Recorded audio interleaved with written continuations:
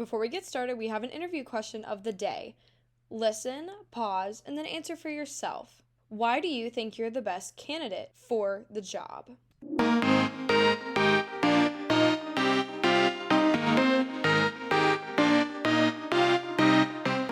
Hello, everyone, and welcome back to another episode of The Crowning Moment. My name is Casey Gibson, and today we have another special guest, and she's going to introduce herself. Hello, everyone. It's a pleasure to be with you. My name is Brittney Herman. I am Miss Ohio Volunteer 2023. I was crowned just over a week ago, so that's still setting in a little bit. But I have competed in pageants for about 3 years. It's something that I dreamed of doing for over a decade and just never got the confidence to do it, and finally decided that it was my time. It was part of my journey. I currently work as an attorney in Columbus, Ohio. I do nonprofit organizations tax law, which if I told you the details of my job, you all will be bored. So I'll skip over that part. But I did go to Georgetown University Law Center, where I was able to graduate as the valedictorian of my class. I did my Juris Doctor degree at Brigham Young University Law School and my undergraduate degree at Tennessee Technological University, where I went on a flute scholarship and studied English. In my spare time, I spend a lot of time on my nonprofit, We Will, which is all about sexual assault prevention and survivor empowerment. Through that nonprofit, I've published a children's book. I have worked with survivors and come up with curriculum based off of a lot of different research that I've done, and all of that. I also love playing the flute, coaching high school swimming, bodybuilding, and hanging out with my dog. Oh my goodness. I did my research before this, but when you dropped that you were valedictorian, I wish people could see my face during this because my face immediately dropped because that is so awesome. So honestly, kudos to you just to start right off the bat. That is absolutely amazing. Like I give you the title of hashtag boss babe because you've done it all. How this episode came to play, I want to set the scene for everyone. I was scrolling on Instagram and one of my good friends, Taylor Morton, who's Miss Charlotte volunteer for North Carolina volunteer, had posted your picture from Miss Ohio volunteer. And when I say I think it broke the pageant internet, I honestly think it did. I really think it broke the pageant internet. As soon as I saw it, I clicked on it and I read your caption. And I want you to give the listeners a little more insight about what this photo is and, what happened in the background for you to speak out about this situation. So, this photo on Instagram is me in a bikini during the bikini part of the competition for Miss Ohio Volunteer. And honestly, I didn't want to have to post anything like that. I didn't want to talk about it, but I was shocked after I won the amount of backlash that I received, that my organization received, just saying that a girl that looks like that should not be our title holder, essentially saying that I was overweight, that I didn't represent the female population very well. And honestly, it got a little bit nasty, and I know it was only a few, but those really it hurt. And in the caption, I said this, like, I wish I could say that I always love my body and it never bothers me and it doesn't hurt at all that people are saying these things, but they do hurt. And I received anonymous emails from people saying pretty nasty things to me, anonymous messages on Instagram, things like that. And I was going to be quiet about it, but I decided, you know what? So many women are quiet about being body shamed. And here I am with this voice and with this platform. And I'm able to just stand up and say, look, I'm a 6 foot tall woman. I'm almost 200 pounds. I work out every single day. I really love my body. And I know it doesn't look like sometimes what people think of as a traditional pageant body. But guess what? There is nothing wrong with that. I shined with confidence on stage, and that's what mattered to me. And that's what mattered most. And I think, if this had happened to me 5 years ago, 3 years ago, maybe even when I started in the pageant world, I would have been completely wrecked. But I love my body. I've come to a new place with my body than where I was years ago. And I pushed past those fears that made it to where I didn't compete in pageants for so long. And I stepped on stage in a bikini, felt great about it, stepped off stage, still felt great about it, and continued to move forward and ended up winning the pageant. And I think it's great to have this example of someone who does look like that, who won, but all too often there are examples of women who look like that and don't win, or things like that, and are still body shamed. I think I'm really lucky that it worked out in such a way that after I was body shamed, I could still say, well, guess what? That's not the most important thing about me. That's not what the judges saw as the most important thing about me.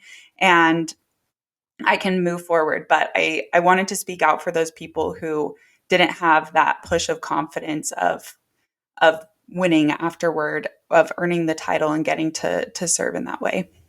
And I really hope that when people just heard the intro of that you just had for this podcast, I hope that they realize and understand why you won. As soon as you opened your mouth and said all of your scholastics and what you do and with your own nonprofit, that is what I am more interested in as a judge than I really am in appearances anymore. It's, is the girl confident on stage? There isn't a box on that swimsuit competition that says, is she a 6 foot Victoria's Secret model? That is not a checkbox. And I hope that people understand that with all of these pageants out there, that's never been a check. It's not nasty like that. It's, is she confident? Does it fit her? Yes, it absolutely did. I think your swimsuit looked fantastic, but that's just me. So going forward, like and my question, I guess, to you was, how did Ohio organization, how did they handle this? Because this was something that one was unexpected, probably. They didn't realize this was ever going to happen, nor should it have happened, of people sending those nasty negative messages. That's just rude. It's nowadays people are so quick to just put their opinion in everything. And I really think that does have a lot of effect coming off of COVID, that people are behind a screen for so long. And they've been doing it forever, being a cyber bully. But now it's like they feel like they're like, oh, I can say it. Nobody's going to say anything to me because I'm at home. They can't really do much. But now it's like, you're really hurting people. Like, this is not, and I'm glad that you have this thick skin built up over years of time of, going through pageantry. Honestly, pageants are hard. People are mean. People always have something to say about you. And it's difficult. But I want to ask you, how did the Ohio organization handle this coming from your side of it? Well, something that I put in my caption of that post was that my body was the least interesting thing about me. I mean, you kind of echoed that sentiment when you were talking about my bio of all the things that I'm doing, and yeah, my body isn't that interesting. It's the same type of body that most people have, and what the Ohio organization did is they just reminded me of that. They just said, hey, you know what? Like, I'm sorry that these people are being nasty. I will say, like, the nasty people are so much the exception rather than being the norm. I was shocked that this was happening, mostly because I didn't know that it was happening until I was in the center of it. And they were just really supportive in reminding me that this is why you won. And they never have said to me, okay, well, for nationals, let's like lose weight. Let's make sure that we are looking a certain way. They've just continued to say like, hey, like, let's have you shine on stage. And as I put in that caption, I'm going to love that girl and they're going to love that girl who steps on the national stage, no matter what she looks like. And that's not going to say that I'm not going to continue working hard, continue working out, anything like that. I think that part of where my confidence comes from is working on myself and feeling strong and feeling capable. And they've just been really supportive in making sure that I feel strong and capable. That is amazing. I'm so proud of them as an organization, with volunteer system being, new within the past 2.5, 3 years. That really sets the precedence for everyone after that. They understand that they're not here to play, one. And two, they're not going to take any crap. And they're going to remind their girls that who have won or who are competing that they're loved and they're welcomed. And that is so important, because systems before that were not the same way. And so it's really nice that they're already going ahead and setting that, almost like level setting it for other pageant systems out there of like, are you really going to take this? Like, that's not what we need to be doing. So I'm really appreciative that the Ohio organization really handled that professionally and made sure that you felt comfortable with it. And so I really appreciate that for sure. But let's get to know a little bit more about you. And I know we've heard your little intro, but let's dive deep into a few other things. So you have your own nonprofit. Let's talk about that a little bit and where that kind of came from and how you made that. Sure. So I founded my nonprofit during law school, and where it came from was during law school, I had to conduct what they call a substantial writing paper. So basically you take any area of law and you just write 30 pages about it. I'd been sexually assaulted after high school, and the circumstances of my assault and learning later about consent and coercion, all of those things, I'd wondered if my sexual education was better, could this have been prevented? Could the pain that I experienced been prevented because I knew what consent was and I knew that I didn't give consent and knew that I had been assaulted and sought help? If the assaulter had been taught about consent, would he have asked me for consent? Like, would this have even happened? And so the study that I did just looked at sexual education laws in the states with the highest rate of rape and the states with the lowest rate of rape. And I looked at those to see if there's any correlation between sexual education, whether it's the quality, the quantity, what they're teaching, things like that, if there's any correlation with that and the rate of sexual assault. And I found that there was a strong correlation. I studied a myriad of different factors. I looked at urbanization, political affiliation, male to female population ratios, religious affiliation, all of those sorts of things. And I couldn't find a single other factor that even remotely correlated with the rate of sexual assault. And so I can't say that my study proves anything, but I can say that there is a very, very strong correlation, such that I thought, wow, this is huge information and I need everyone to know about it. So I wanted to volunteer with an organization that was already working on sexual assault prevention through education, and I couldn't find one. And something that I have just decided in my life was that anytime I wanted to try something, anytime I had a thought, I would go for it. And the worst case scenario is that I failed and maybe get embarrassed a little bit. But for me, the best case scenario here is that I prevent sexual assault from happening to someone. Because if I work my whole life, if I do everything I can, if I just put my whole heart and soul into sexual assault prevention and I still only prevent one sexual assault, or even just help one person feel better about something that happened to them, then this is all worth it. Because for me, I can live with the fact that I've been sexually assaulted, but I couldn't live with myself if I knew there was something I could do to prevent this from happening to others, and I chose to do nothing. So that's why I choose to do something. And the nonprofit has just boomed exponentially since that time. And I'm not going to say it's run perfectly. I don't know anything about nonprofit management, so I'm just trying my best. But it has been really successful. And I do receive those messages and those notes from survivors saying that what I've done has helped them in some way. And that's what keeps me going on those hard days. For anyone that's listening or gets a hold of this podcast and hears about that, what is one way they can reach out to you, or multiple ways they can reach out to you to talk about their situations or possibly get help out of those sexual assault situations?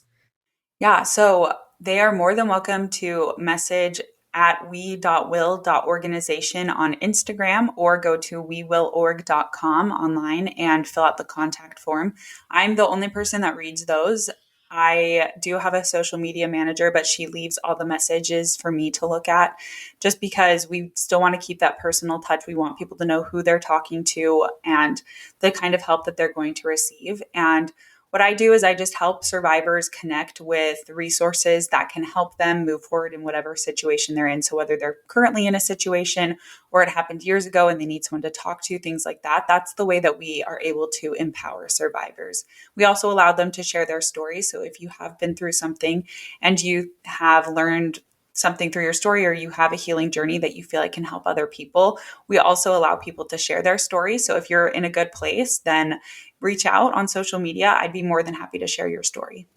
That is absolutely amazing. And I'm so glad that someone is out there, one, going ahead and initiating the process of, since there wasn't that already, you're like, I'll just make it. No worries. And so I really appreciate that. You have such a drive. And now I'm like, yep, she won. Like, I have no questions. I wasn't even asking. Like, nope, she won. And so I really appreciate you sharing that with us, as well as I was also doing my research and see that you possibly having a podcast coming out soon. So what has that been like? What is the process of that? And what is it going to be about? Yeah, so I know that your listeners can't see, but I have a little professional podcast microphone in front of me that I purchased a few weeks ago. So I have one podcast that's already out. It's called We Will Educate, and it's affiliated with my nonprofit. And we don't put episodes out on a regular schedule. We just have, if we're talking to an expert that has something really important to share, we'll put out an episode. So there are a few in the bank there that you're more than welcome to listen to, and we upload pretty occasionally, but it's been a good way to reach our communities. The one that you're talking about, though, that we have coming out is kind of a passion project for me. What it is it's called Hot Girl Talks. And it's a women's empowerment podcast. Essentially, me and my best friend, we like to go on hot girl walks. And I was listening to a podcast about hot girl walks, just an episode of Skim This. I don't know if anyone's familiar with that, but they talk with the founder of Hot Girl Walks, kind of who started the trend on social media. And she talked about the fact that she called them that because she wanted it to be a time where you're on a walk, you're doing something good for your body, but you're thinking or talking about with whoever you're on a walk with, the things that you're grateful for and the things that you're proud of yourself for doing. And me and this friend, Presley, that I'm starting it with, we are just so proud of so many of the women in our lives. And we think it's important to highlight them, to show what they're doing that is really helping their communities, that is helping them develop, and also to show women the amazing things that they can do. So it's going to feature all sorts of things. We have so many great individuals lined up to be on the podcast to help people learn about these different areas that they can go into to help them feel empowered to move forward in their future, and also just to appreciate other women, because other women are freaking cool. I'm so excited for that. That is the one big thing. Every time I'm like with one of my brothers, they're like, "What is this hot girl walk?" And I'm just like, "Oh my goodness!" But I actually have on. It's the 12/3/30 Geraldo, and it literally says hot girl walk. So that's kind of funny because on the back, like, that is actually pretty perfect for this conversation today. Yeah. So whenever you make merch for that, I will definitely buy some hot girl talk merch because I feel like this is what we're doing right here. We're hot girl talking. But going forward on this, I want to dive back into pageants a little more. And I noticed that you had previously competed for the MAO system in Utah. And then, as well as we talked about, you competed in Ohio last year or this past June. What are some of the differences you've seen since competing at both the Miss Volunteer America system and MAO system? Which, if people didn't know, the volunteer system was a breakoff of the MAO system from the Tennessee team. Allison DelMarcus created the Miss Volunteer America system, and it has bloomed and blossomed ever since. So I want you to give your experiences, what you learned from MAO and how maybe it transpired into Volunteer America, or something you liked about each, or which one was better. I had just the most fears that a person can have about doing pageants. Like I said, I'd been wanting to do them for over a decade before I started them. I went to high school with Miss Teen Texas USA, and I think she was the most gorgeous person I've still ever laid eyes on. And seeing her, it was like, oh, I want to do the things that she's doing as well, but I don't look like her. I can't do that. And I was so afraid.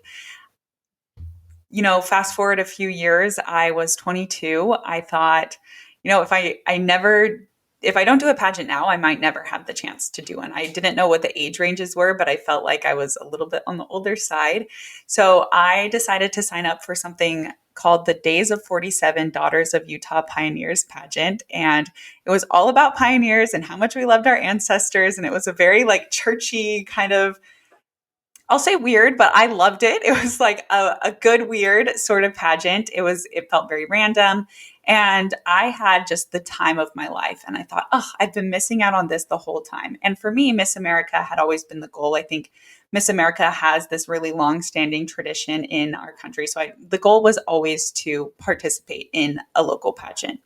So after I did the Daughters of Utah Pioneers one, I signed up for the next and last two locals of the Miss Utah season in the Miss America system. And the first one I went to, I hated with all of my heart. I just did not like it at all. It was not my cup of tea. And I think that's partially because I thought in the Daughters of Utah Pioneers pageant, I could be completely myself. I could really enjoy who I was to my core and just what I was doing and totally relax. But in the America system, it was hard to see women who'd been doing this for years, women who had competed when there was swimsuit, because I was only comfortable competing now that swimsuit was eliminated. And it was just different. And I wasn't myself. I just was who I thought that they wanted me to be.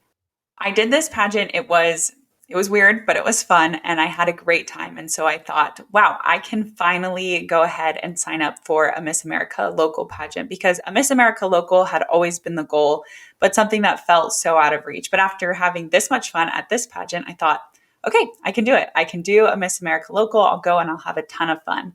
But then I got to orientation and it was so intense. I think I wore like my Lululemon leggings trying to be fancy, but then I realized I put them on inside out. And so that was super embarrassing. And everybody else was so put together. And I just had the thought of like, I do not belong here. But I'd already signed up for the local, and I'd signed up for the local after that. I'd signed up for two locals that were just one weekend right after another because they were the last two of the season. And I thought, this is my last chance to try this. So I get to orientation. It's very intense. People are looking very fancy. They're wearing those like Chinese laundry platform shoes, which I had never even seen before, much less put on or tried to walk in. I wasn't allowed to wear heels till I was 15. So, and after that, I was already 6 foot tall, and I didn't want to because I was taller than all the boys. So needless to say, walking in heels did not come super easily to me. But we were in the orientation. It was hard. We were learning the dance. I'm horrible at dancing. If anyone goes back and watches any of the pageants I've been in for opening number, I promise you I will mess up the dance every single time. But we did the orientation, and I got scared. In the Daughters of Utah Pioneers pageant, I went in with zero expectations, and most of the women there hadn't ever done a pageant before either. I went in totally myself, but then because I was scared and because my confidence was shaken when I went to the Miss America local, I wasn't myself. I acted like someone completely different. I tried to just be what I thought the system wanted me to be. I think I probably came off very pageant patty. I remember a part in my interview where I switched back and forth on two different opinions that were polar opposites, I think like 3 times, because I just wanted to convey that, like, oh, I can like argue both sides and stuff. And I was just trying so hard to be so perfect. And I hated it. I just had so many regrets. I hated the whole day. I didn't enjoy it. I think my face on stage, like even before crowning was announced, I was probably frowning and frowning even more afterward. And I didn't like it. I loved the girls who won, so that was nice at least. But I thought, I don't want to do the weekend after this. And I tried to get out of it, and they didn't let me. They said like, well, you've already paid and the number's already done, so like it would be a lot easier if you just did it. And I thought, okay, whatever. I can suffer through another day. But because I didn't care that much, I just decided to have fun and go back to being myself. I had the best time. I think during my interview, I ended up like laying on the floor and demonstrating like what a trunk lift was. I don't recommend doing that in your interview at all. It was just on my paperwork and it was goofy and whatever. And I ended up winning the pageant. And it was just so out there, like not something that I expected. And just the best experience. So I served for 2 years because of COVID, and then went to Miss Utah. I had the absolute best time at Miss Utah. I was able to place in the top 11, which was great. And I earned a STEM scholarship for my work in tax law. And really, I learned so much from that experience about myself. I think that the introduction of the social impact pitch was something that was really important to me because I started pageants to have fun, but at times pageants are not fun. Sometimes being a title holder is really hard. It's really difficult. Prepping for state is really hard. And it can be a little bit overwhelming at times. But what kept me going was knowing on stage, I get to talk about my experience as a survivor. I get to talk about We Will, my nonprofit, and have thousands of people hear about it. And that's what kept me going.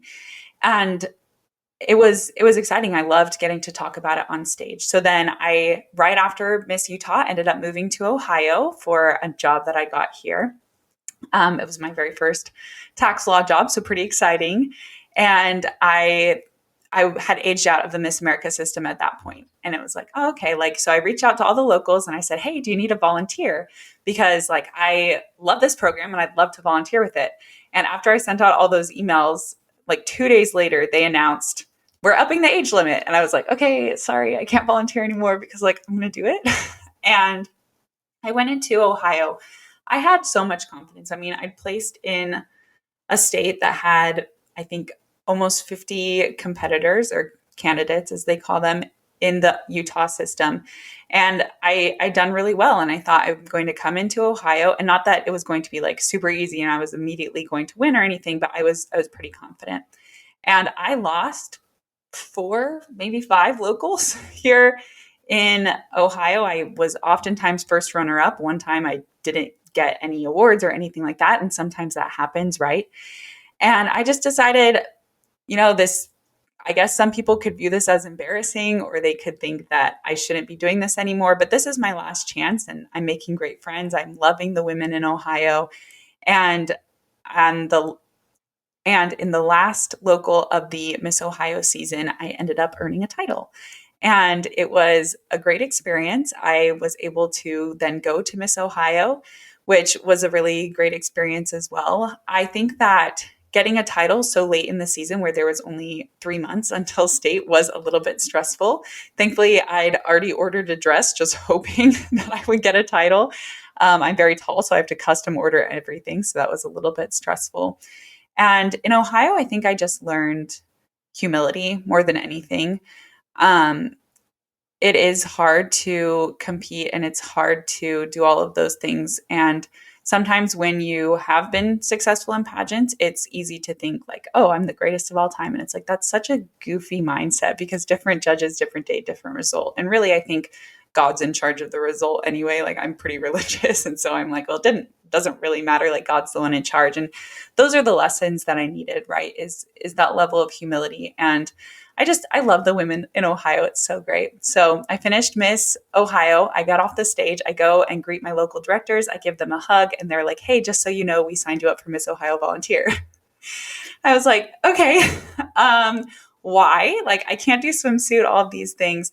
And they're like, no, like you have to do it. It's your last year. It's your last chance. They have like a weird age thing right now where like you'll be an exception and this is your only chance to do it. You should just try it. And I kind of just decided, well, I know that I'm not going to be the thinnest girl with swimsuit. Like I'm a size 10. It's not going to happen. And so I thought, well, just go have fun because there's no way I'm going to win because of the swimsuit category. So again, I go in with that mindset of I'm just going to have fun. And it turned out pretty well for me. So I think from that, I just learned never to count yourself out because I'd counted myself out of the race. And I was telling you beforehand, like there are some things that I wish that I'd had in place and that I'd planned a little bit more to win. Even if I hadn't, I could have still served in those ways. But because I didn't have those things in place, I've had to kind of scramble this first week, and it's worked out well. I've gotten all my ducks in a row, but I think making sure you don't count yourself out is really important. And I'm really glad that I tried it and that I went for it, even though I was afraid. I love that. I'm glad you gave the full story because now everything, like all of the timeline goes into place. And so with them just kind of willy-nilly signing you up for volunteer, what was the like you said you're like, I can't do swimsuit, but what was your like mental process of like, okay, well, I now have to do this. I'm going to do this. What was that looking like for you mentally? It was hard, but something that they said to me when after they signed me up, they're like, "Hey, look, we had a Miss Portsmouth. That's the local affiliation I was under. That a few years ago, she looked exactly like you. She was not the smallest girl on stage, but she got on stage. She had that confidence, and she won swimsuit. And I had no expectations to go to volunteer win swimsuit or anything like that. But that was one of the first stories that they told me that night while we were talking about it right after Miss Ohio.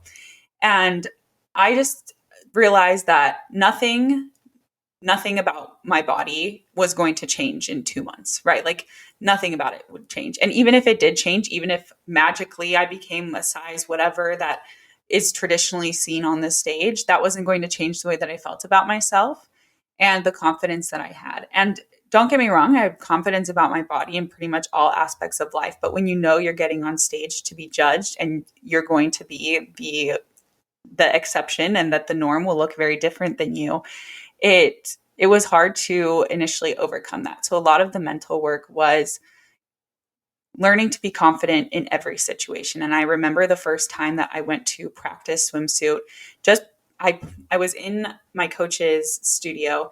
I was in the back room. I changed into my swimsuit. I put my heels on and I just felt so ridiculous. And I didn't want to get out into the studio area. The only people there were my coach, who's seen me naked because we were changing in front of each other. She's like helping me like zip up and stuff.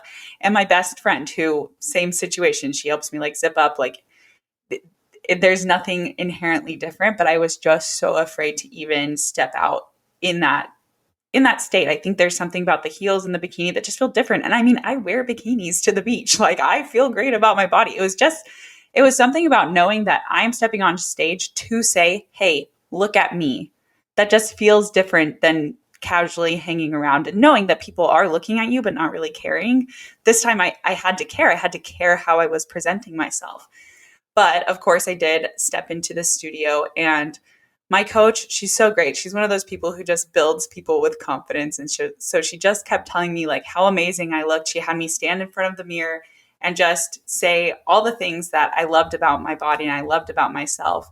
And she allowed me to say some of the negative things too, like to talk about how I'm feeling. I think sometimes with body positivity, it is kind of a toxic positivity where you're never allowed to think negatively about your body. And that's just not realistic. Like no matter how you look, you're going to have days.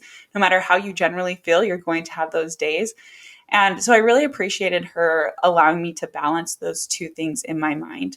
The part of the mindset then became just being confident in this precise situation and practicing over and over, going to my apartment complex studio, recognizing there's going to be people doing like whatever exercises in there. And I'm going to be in my heels and my bikini walking around, and it's going to look weird. And I'm going to have, my upbeat music playing in my headphones that no one else can hear. And I'm just rocking to it. Like, it's going to look weird. And, I think that prepared me well for being on stage and just saying, you know what, like, this is my body.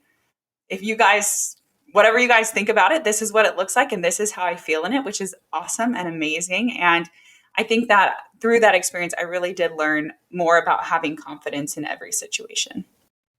I appreciate that your coach had you stand in front of a mirror and say positives and negatives. Like you said, it's almost like you can't say anything bad about your body when you're doing all this positivity. But if you don't go ahead and point out the negatives, you can't counter it with a positive because it's like you're away and you can't talk about it.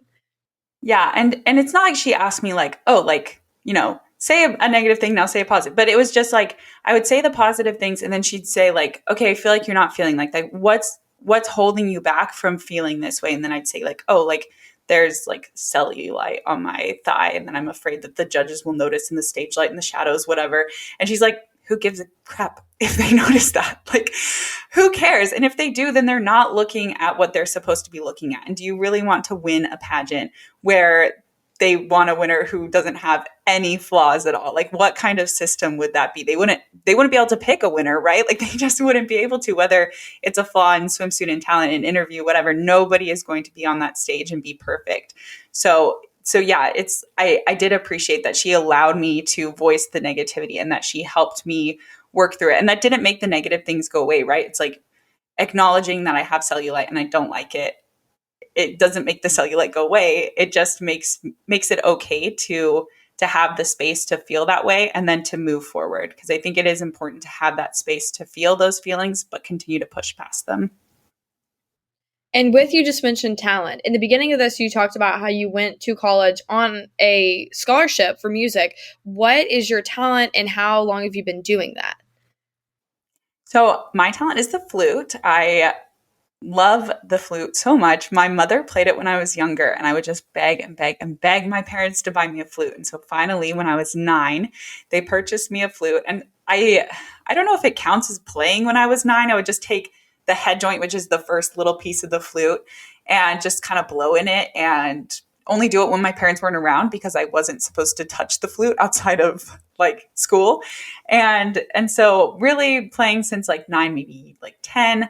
It's been 16 years, which makes me feel incredibly old, but I think that playing the flute has been something that's really important to me. And it's also something that has taught me a lot because, there are times in high school and even college where I was a band geek and I recognized that that's what people viewed me as. I hated the little outfits that we wore. I hated the whole situation. I hated marching around on the field, but we were required to do that if we wanted to play in the concert band. If we wanted to play for the musicals, we had to do marching band. And I actually ended up going to college on a flute scholarship, but also a marching band scholarship, which like, wow, I can't think of a nerdier thing that someone could do. And now it's like one of my favorite facts about myself. I just think it's kind of funny. It was a great way to make friends in college, but there were so many times that in high school when I was feeling insecure because of this situation that I wanted to quit. And I had amazing band director. I had a fantastic mother who just, they talk to me about my potential and the fact that I'd be squandering it for something that's a fear right now and something that I will get over. And I mean, man, did I get over it? Like, I would have never posted a picture of myself doing marching band, and now I do it all the time. I want those other band geeks and those nerds to know, like, there is a future for you, and it's going to be fun. It's going to be fabulous. And now I have one of those talents that, I love the other talents. I love watching dance, singing, all of those things, but that I step on stage and it is something different. And so I do think it's kind of fun to have that little bit of a different thing. I can't sing worth crap. I can't dance worth crap. If I didn't stick with the flute, I would not be doing pageants, to say the least. Or maybe I do monologues, because those are pretty cool too. But yeah, it's something that I'm really glad that I stuck with. Well, I flipped this and asked you because we're at that point in the podcast where I like to ask everyone the same final question. So, what would you say, in what way has pageants positively impacted you? They have allowed me to put myself out there. And that's what, in my opinion, helps with the confidence. I think that oftentimes women say, "Oh, I've gained confidence through pageantry." And that's great, but before I did it, I didn't know what they meant. I'm like, okay, so you're walking in a gown. Like, what does that say about confidence? But one, signing up for a pageant is very hard. Deciding that you are going to put yourself out there like that is hard. Because I was in law school, I was with a bunch of people who were older professionals who'd been in careers and things like that. And when I told them I was doing a pageant, I got made fun of.